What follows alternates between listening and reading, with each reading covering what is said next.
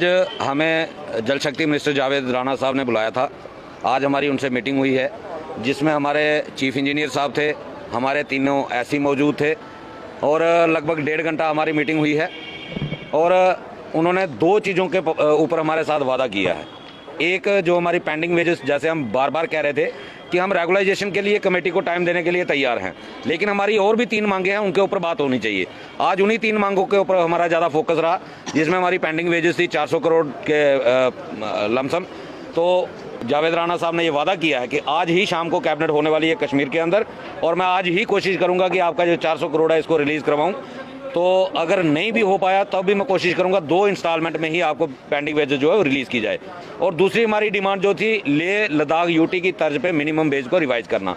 हमारी जब detail discussion हुई तो डिटेल डिस्कशन में उन्होंने खुद इस चीज़ को एक्सेप्ट किया है कि हमारा डिपार्टमेंट जो है वो असेंशियल सर्विस में आता है, जिसमें ना किसी को डेली वेजर को छुट्टी मिलती है, और अगर परमानेंट एम्प्लॉयज़ जो काम करता है उसको 2.5 दिन का एक्स ग्रेशिया पे मिलती है, लेकिन डेली वेजर को वो भी नहीं मिलती। उनको वीकली आप मिलती है, डेली वेजर को वो भी नहीं मिलती। और उन्होंने कहा कि हाँ, ये एक लेह लद्दाख का पैटर्न जो है ये बिल्कुल सही पैटर्न रहेगा, और मैं कोशिश करूँगा सरकार को इसके लिए मजबूर करने के लिए, और ये मिनिमम वेज जो है मैं रिवाइज़ करने का वादा आपसे करता हूँ कि ये जल्द हम रिवाइज़ करेंगे।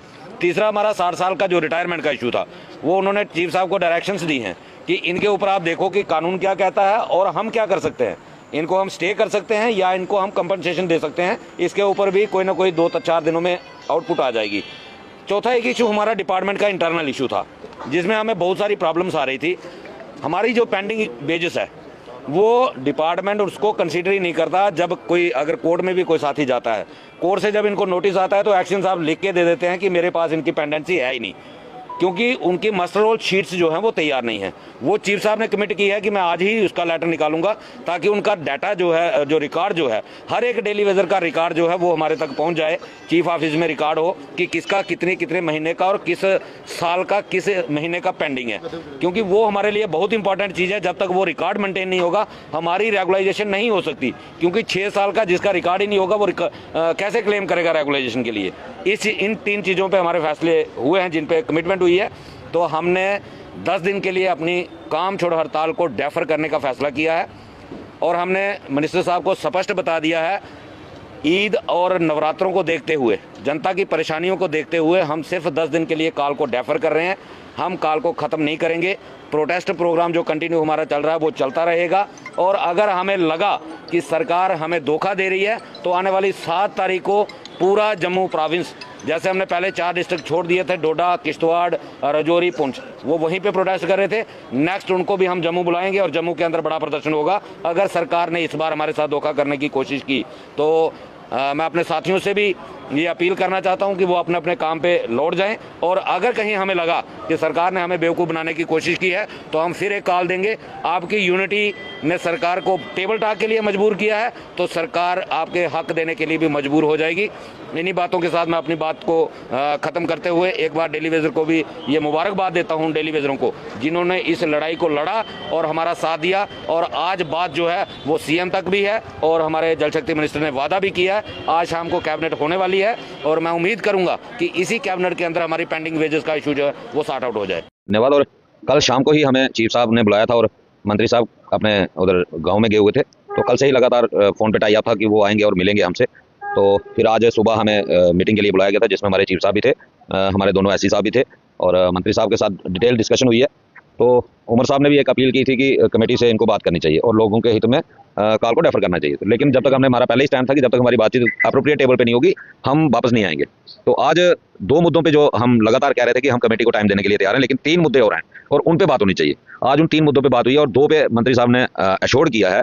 जैसे पेंडिंग वेजेस का इशू है, तो उन्होंने आज कहा है कि आज ही शाम को कैबिनेट होने वाली है कश्मीर में, और मैं कोशिश करूंगा कि आज ही आपके लिए बजट का प्रोविजन किया जाए पेंडिंग वेजेस के लिए। पहले तो कोशिश करेंगे कि 400 करोड़ नहीं तो कम से कम 200 करोड़ आपको मैं फेज मैन में 2 किस्तों में दिलवाने की कोशिश करूंगा कि आपका ये पेंडिंग क्लियर हो जाए। तो उन्होंने फटकार भी लगाई है डिपार्टमेंट को कि कम से कम जो हम कर सकते हैं उसको तो हमें करना चाहिए था। तो दूसरा जो इशू है हमारा वेजेस इनांस का, वो भी डिटेल डिस्कशन हुई है। तो हमारा एसेंशियल सर्विस आता है, जो हमारी एसेंशियल सर्विस है, तो काफ़ी सारे डिपार्टमेंट्स का उन्होंने पता भी किया और स्टेट्स का पता करके उन्होंने कहा कि ये भी जरूरी चीज़ है, ये भी मैं कैबिनेट में ये बात करूंगा। और तीसरा जो रिटायरमेंट के लिए हम कह रहे थे कि 60 साल की रिटायरमेंट, वो उन्होंने कहा है कि इसके लिए चीफ साहब की उन्होंने ड्यूटी लगाई है कि ये देखो क्या कोई ऐसा नोटिफिकेशन है कि जिसके तहत हम डेली वेजर को रोक सकते हैं या रिटायर कर सकते हैं, वो चीफ साहब की उन्होंने ड्यूटी लगाई है। तो इन तीनों मुद्दों पर हमारी डिटेल डिस्कशन हुई है और उन्होंने रिक्वेस्ट की थी कि हमें थोड़ा टाइम दे दो। तो हमने भी आगे ईद का त्यौहार आ रहा है, नवरात्रि आ रहे हैं, तो हमने भी 10 दिन का टाइम, हमने साफ स्पष्ट शब्दों में कह दिया कि आपके लिए 10 दिन का टाइम है। आप हमारी 10 दिनों में अगर एक डिमांड पूरी कर देते हो तो हम प्रोटेस्ट जो है वो नहीं करेंगे। अगर 7 तारीख से पहले हमारी एक डिमांड पूरी नहीं होती, हमें ठगा जाता है, तो 7 तारीख को दोबारा असेंबली लग रही है, हम दोबारा रोड पे होंगे। अब इनको फैसला करना है, हमने सरकार को टाइम दे दिया, अब इनको फैसला करना है ये अपने वादे पे कितना खरा उतरते हैं। अगर सरकार अपने वादे पे खरा उतरेगी तो हम वेलकम करेंगे, और नहीं तो प्रोटेस्ट प्रोग्राम हमारा कंटिन्यू, जो रूटीन प्रोटेस्ट चलता है वो चलता रहेगा। तो अगर सरकार कहीं धोखा देने की कोशिश करती है तो 7 तारीख को दोबारा असेंबली लग रही है, और 7 तारीख को इससे भी बड़ा प्रोटेस्ट जो वो जम्मू में होगा। मुख्तसरन आपसे जानना चाहूंगा, बिल आखिर जो है वो टेबल टॉक हुई और टेबल टॉक के जरिए से ही मसले हल होते हैं, कितनी उम्मीदें हैं अब इस सरकार से? देखिए, टेबल टॉक की आपने बात की, ये टेबल टॉक जो हमारा जो मंत्री साहब के साथ हुआ है, क्योंकि कोई भी बात जो है वो टेबल के ऊपर ही आके खत्म होती है, वहीं पे फैसले होते हैं। मैं उन डेली वेजर भाइयों का शुक्रिया अदा करना चाहता हूँ, अपने जम्मू प्रोविंस के जितने भी डेली वेजर भाई हैं जिन्होंने आज इस सरकार को टेबल टॉक के ऊपर बात करने के लिए मजबूर किया। और बाकी विस्तार में रवि जी ने बताया कि जो जो हमारी डिमांड्स थी वो हमने कैसे पूरी करवानी है सरकार से, वो हमने अपने चीफ इंजीनियर साहब और 2 एससी साहिबान साहब बैठे हुए थे, सारा डिस्कशन हुई है। आज इसका प्रोसेस अभी यहाँ से चीफ इंजीनियर साहब ने ऑफिस में फ़ोन करके वहाँ पे अपनी जो लेटर्स हैं, जो मंत्री साहब ने उनको बोला है कि इसको जल्द से जल्द इनकी जो डिमांड्स हैं, और मैं आज कैबिनेट में जा रहा हूँ, वो भी निकल चुके हैं कश्मीर के लिए, तो वहाँ पे ये मसला जोर शोर से उठाया जाएगा। ये जीत डेली वेजरों की है। सर, आप क्या कहना चाहेंगे, क्योंकि आपने देखा कि इससे पहले जब लाठीचार्ज आप पर हुआ, किस तरह के जुल्म और तशद्दुद आप पर किया गया, लेकिन आज जो है उम्मीद जागी है कि ये सरकार कोई मसला आपका हल करेगी। बिल्कुल, जुल्म तो लगातार 25-30 साल से होते आ रहे हैं। आज एक टेबल पे हम लोग पहुंचे हैं जहां एक उम्मीद और आस जागी है कि डेली वेजर की आवाज़ को कोई सरकार सुनने के लिए तैयार है। तो उसका सारा श्रेय जो है वो आम डेली वेजर को जाता है, जिन्होंने इतने बड़े प्रोटेस्ट और प्रोग्राम किए, हमारे फ्रंट के ऊपर भरोसा किया, तो यहाँ तक हमें पहुँचाने की प्रयास किया। उन सभी डेली वेजर का धन्यवाद और शुक्रिया। रही बात सरकार की, तो हमने सरकार को 10 दिन का टाइम दिया है। अगर 10 दिन में एक भी डिमांड हमारी पूरी होती है, जैसे पेंडिंग वेजेस की, उसके बाद हमारा फ्रंट बैठेगा, अगली रणनीति के लिए फिर तैयारी करेगा। मगर ये साफ और स्पष्ट है, अगर कहीं भी हमारे साथ छल कपड़े धोखा होता है तो 7 तारीख के लिए हम लोग सारे अवेयर और जागृत रहें, क्योंकि फ्रंट 2 दिन पहले कॉल दे देगा। तो 7 तारीख को ऐसे हमारा प्रदर्शन रेगुलर जारी है, तो उसको हम किस और बढ़ाएंगे वो हमारे ऊपर निर्भर करता है। मगर उससे पहले सरकार के आगे रिक्वेस्ट और अपील रहेगी कि हमें मजबूर ना की जाए कि हम दोबारा सड़कों पर आ सकते हैं। बहुत बहुत शुक्रिया सर। क्या कहेंगे, आपने देखा होगा किस तरह से आप पर जहाँ पर तशद्दुद हुआ, जुल्म हुए, बार बार आपने सरकार से कहा कि SRO 64 को लागू कीजिए, हमें रेगुलराइजेशन पॉलिसी दीजिए, हमारी पेंडिंग वेज क्लियर कीजिए, लेकिन बिलाखिर आज जावेद राणा साहब ने आपको कहीं सारी यकीनदहानियां करवाई है, कहीं सारी एश्योरेंसेस करवाई है। क्या कुछ उम्मीद है अब इस सरकार से, कितनी उम्मीदें आप लगाए बैठे हैं इस सरकार से, क्योंकि अभी आपने वक्त भी सिर्फ 10 दिन का दिया है, 10 दिन के बाद फिर से आपका प्रोटेस्ट शुरू हो सकता है अगर सरकार ने आपके मसाइल हल नहीं किए? देखिए, उम्मीद सरकार से करता है एम्प्लॉय, और हमने राणा साहब को रिक्वेस्ट की और ये कहा कैजुअल डेली वेजर की तरफ से कि आज तक कैजुअल डेली वेजर पिछली सरकारों की तरफ से, ऑफिसरों की तरफ से ठगा जाता रहा है, तो इस बार हमें ठगा ना जाए। तो हमारी ये गुजारिश है, आप हमारे रहबर बन के, वकील बन के इस समस्या को हल करवाएं। रेगुलेशन की पॉलिसी बन गई, आप रेगुलेशन के लिए आपने कमेटी बना दी है, लेकिन जो पेंडिंग 400 करोड़ है या वेज इन्हांस है, तो इस पे बात हो। और इसी पे हमने कहा कि उन्होंने कहा कि कैबिनेट कमेटी बनने के बाद ही आपने प्रोटेस्ट किया। मैंने कहा ऐसा है कि हमारी शायद आपके साथ सरकार कम्युनिकेशन गैप था, सरकार हमारी बात समझना नहीं चाहती थी या समझ नहीं रही थी या हम समझा नहीं पा रहे थे। हम ये कह रहे थे कि कैबिनेट जो कमेटी जो बनी है वो रेगुलेशन के लिए, जो बाकी मुद्दे थे उन पे कौन बात करेगा।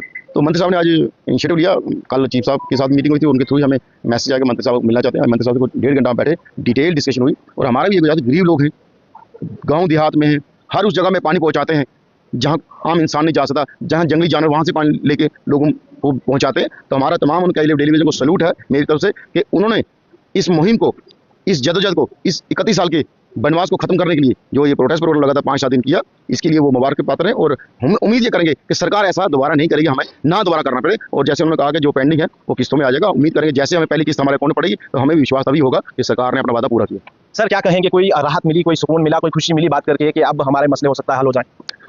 अभी तो उम्मीद पर ही है, हम पूरा इंश्योरेंस नहीं है हम के हमें मिल जाएगा।